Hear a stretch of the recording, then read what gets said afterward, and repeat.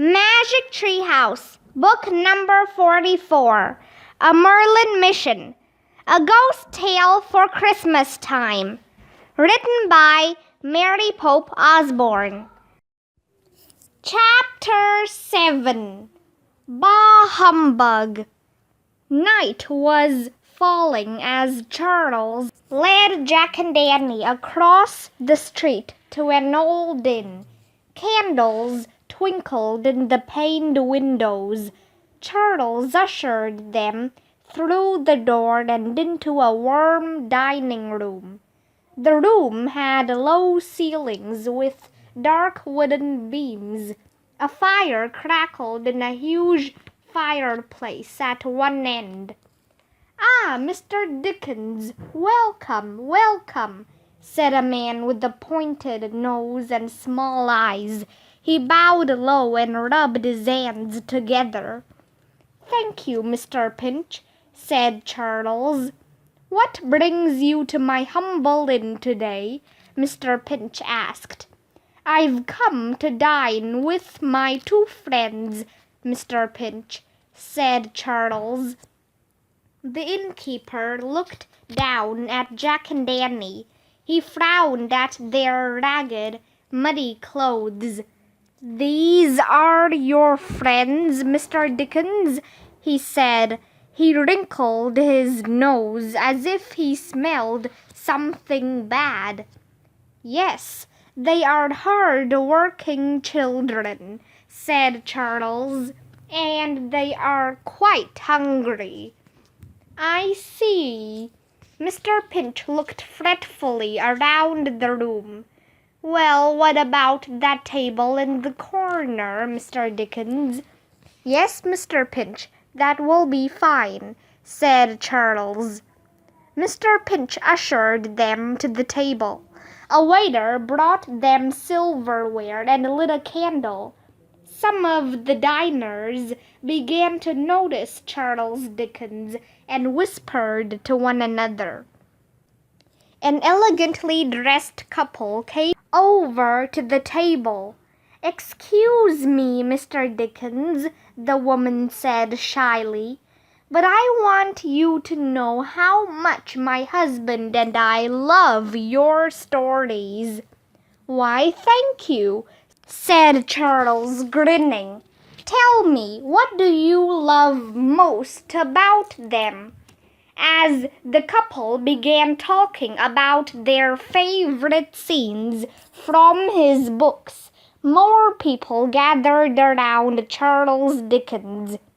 At the same time, serving people delivered heaping plates of food to the table: baked apples, turkey drumsticks, steak pie, mashed potatoes, brown bread, buttery cheese, dark jam, and steaming cups of tea. Jack and Danny started to eat at once. Gobbling his mashed potatoes, Jack noticed that Charles Dickens didn't even look at his food. He was too busy laughing and talking with his fans. People all over London love Charles, Jack thought. So why did Merlin send us here? So far, Charles was only helping them. They weren't helping him at all. "Jack, look," Annie whispered. She pointed toward a window. A man and a small boy were staring through the glass, their faces lit by candlelight. The man was leaning on a crutch. He and the boy were both thin and sad-looking.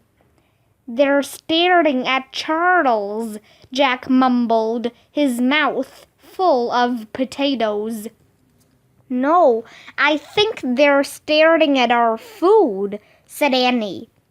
While Charles kept talking with his fans, Annie took a drumstick, 2 pieces of bread, and a chunk of cheese from her plate.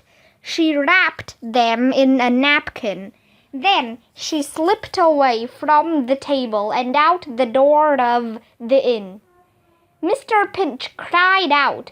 He waved his hands and charged to the door. He yelled in a shrill voice, "Come back here, urchin! Where are you going with that?" "Oh, no, not again," thought Jack. He leapt up and ran to the doorway. He pushed past Mr. Pinch and stepped outside into the chilly air. Annie was standing with the little boy and the man with the crutch. She was offering them her bundle of food. "Don't you dare give that food away!" cried Mr. Pinch. "Why?" said Jack. "She's not stealing anything. She's giving them some of her own dinner." "What is happening here?" said Charles, stepping outside. The little boy grabbed the bundle of food from Annie. "Thank you," he said softly, and he and the man took off. The man's crutch thumped on the pavement as he hobbled away with the boy. "That's right! Get out of here!" Mr. Pinch yelled after them. "No greedy mice begging at my inn. And you, urchin, you had no right to do that." "Mr. Pinch, from what I could tell, my young friend was only showing compassion," said Charles. "Bah, foolishness," said Mr. Pinch. "Rumors will spread now that I give away food." "And what harm would come of that?" Charles asked the innkeeper. "You're rich enough. You can afford to share a bit with those less fortunate." "Bah, humbug," said Mr. Pinch. "Are there no poorhouses to feed them? No workhouses? Let them eat in debtors' prisons. The father should put the boy to work. There are plenty of factories that would hire him." Charles seemed unable to speak as he stared at the stingy man. "Charles," said Annie. Jack didn't know what was wrong with Charles, but he knew he should get him away from the miserable innkeeper. "Let's leave," he said, tugging on Charles' sleeve. "Let's go." Charles looked at Jack. Yes, he said absently. "Indeed." "Wait a second," said Jack. He dashed back into the warm dining room and grabbed his green velvet bag. On his way out, he noticed that everyone had gone back to their dinners. They were eating and talking, their lives untouched by the sad events outside. Jack joined Charles and Annie on the street. "All set," he said. "Mr. Dickens, please," Mr. Pinch whined from the doorway. "Pay me before you leave, please, sir." Yes, of course." Charles pulled out his wallet and paid the innkeeper. Mr. Pinch smiled. "You understand, don't you, sir?" he said. "It's not my job to feed all of England." "No, of course it isn't," said Charles. Then he walked away from the inn. Jack and Annie followed him. It was colder and darker now. Brownish fog shrouded the street. A lamplighter was lighting the street lamps. "Are you okay, Charles?" asked Annie. Charles barely nodded. "Yes, did you children get enough to eat?" he said. "Yes, thank you," said Annie. "We're fine, but are you all right?" "Me?" He let out a long, shaky sigh. "Sorry, but I must leave you now," he said. "Here, Charles pulled out his wallet again. "Take this. I want you to buy new boots and a week's worth of food. I'm sorry to leave you, but I must." His hands shook as he held out the leather wallet. "No, we can't," said Jack. "I insist," said Charles, giving him the wallet. "Thank you for your company, and bless you both." Charles Dickens then walked away from them, disappearing into the brown fog. Chapter 8. A Terrible Story. "What do you think is wrong with him?" said Annie. "I don't know," said Jack. He put the wallet in his bag. "But so far our mission's been a disaster." "Well, we can't give up now," said Annie. "Come on, let's follow him." As Jack and Annie started after Charles, the street was quiet and empty. It seemed the blinding fog and damp drizzle had driven everyone inside. They hadn't gone far before Charles looked back and saw them. "Don't follow me, children," he called. "Please, I want to be alone now. I must be alone." Jack and Annie watched Charles vanish into the mist. "Maybe we should go back," Jack said. "We could find our way to his house and wait for him there." "Something tells me he's not going home soon," said Annie. "I feel like he really needs our help now." Jack sighed. "Yeah, I feel that way too," he said. "So let's follow him, but we'd better keep a safe distance from him so he doesn't see us." As Jack and Annie followed Charles through the fog, they could hear the tapping of his walking stick on the cobblestones. They followed the sound down a sloping street lined with shacks. In the dingy light of the gas street lamps, Jack could see garbage in the gutters, cabbage leaves, moldy bread, rotten fish.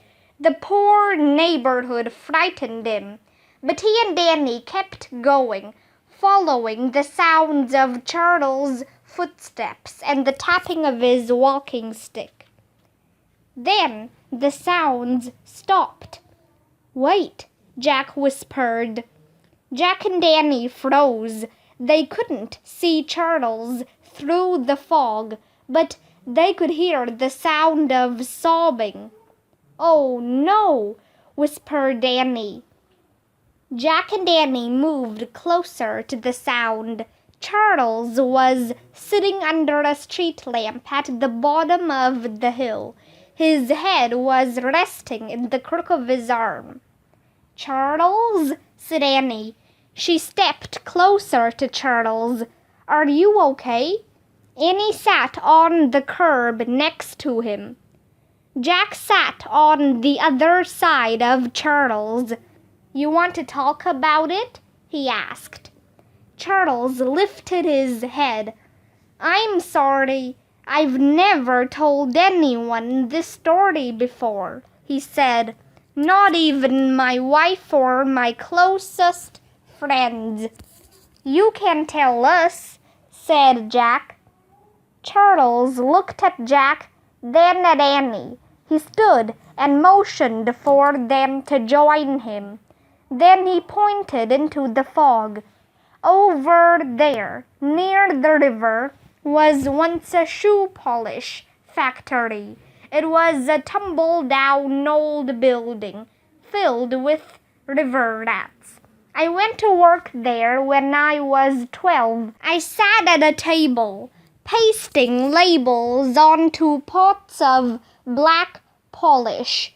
I worked 11 hours a day, 6 days a week, yet I barely earned enough to keep alive." "You were only 12?" said Jack. Yes, and I lived alone. I had lost everything. Family, my school, my dignity, said Charles. Were you an orphan? Asked Annie. No, I had parents, said Charles. Why did they make you work in such a bad place? Asked Jack. My father had fallen on hard times, said Charles. He was a good man, but he couldn't pay his bills, so he was sent to a debtor's prison across the river. My mother chose to live there with him. That's a terrible story, said Annie. Wait a minute, said Jack. You mean your dad was sent to prison because he couldn't pay his bills? Yes, said Charles. That doesn't make sense, said Jack. How could he earn the money to pay his bills if he was in prison? That's a very good question, said Charles. That doesn't happen anymore, said Jack, thinking of life back in Frog Creek. Oh, yes it does, said Charles. Life is still miserable for thousands of poor. Parents live in prisons and workhouses, while countless children work in factories and mines for pennies. But at least things are different for you now, said Annie. You're a famous writer. That should make you feel better. How can that make me feel better? Said Charles. What is writing? Just ink on a page. It's not food for the hungry. It's not medicine for the sick. Lately, I've been thinking I should give up my writing altogether. Oh, no, said Jack. You can't do that. It seems so foolish and vain, said Charles. But, said Jack. No, said Charles. He let out a shuddering sigh. I have decided I shall write no more. Charles, what about, said Annie. Be kind, children, and leave me now, said Charles. I need to be alone. My heart dies inside of me. Oh, okay, said Annie. She and Jack stood up. Bye, Charles. Jack started to wish Charles good luck, but the words stuck in his throat. There was really nothing to say. As Charles covered his face in despair, Jack and Annie started back up the hill. We can't just leave him, said Jack. I know, so let's stay nearby, said Annie. Jack and Annie found a stoop to sit on, and they watched over the lonely figure at the bottom of the hill. Now I know why Merlin sent us here, said Jack, but this really seems hopeless. Look in our research book, said Annie. Maybe it can help us. Jack pulled out their book and looked up Charles Dickens again. He read aloud. Charles Dickens was born in England in 1812. He is one of the most famous writers of all time. He wrote many novels, including Oliver Twist, A Christmas Carol, and Wait, said Annie. Christmas Carol? Wasn't that the name of the play we saw last year with Mom and Dad and Grandma? Yeah, said Jack. On Christmas Eve. Oh man, that's why the name Charles Dickens sounded familiar. Look, there's a picture of Scrooge, the mean guy in the play, said Annie. She pointed to a picture in the book. It showed an old man wearing a nightcap and holding a candle. Jack read the caption underneath. A Christmas Carol has been retold again and again in plays, movies, and television shows. To this day, it inspires people to be kinder and more generous to others. Wow, remember the 3 ghosts who visit Mr. Scrooge? Said Jack. The ghost of Christmas past, the ghost of Christmas present, and the ghost of Christmas future. Right, they try to change him by showing him his past, his present, and his future, said Annie. At the end of the story, he's like a different person. I can't believe Charles wrote that story. Well, now it seems like he won't, said Jack. He just said he's never going to write again. He said his heart has died. Annie stood up and brushed herself off. So get out the violin and the bow, she said matter-of-factly. Oh, I forgot all about our magic violin, said Jack. Me too, until now, said Annie. Get it out. I'll make up a song. What kind of song? Asked Jack. I'll make up my own version of A Christmas Carol, said Annie. But it won't be a story about Scrooge. It'll be a story about Charles. A ghost story about Charles Dickens.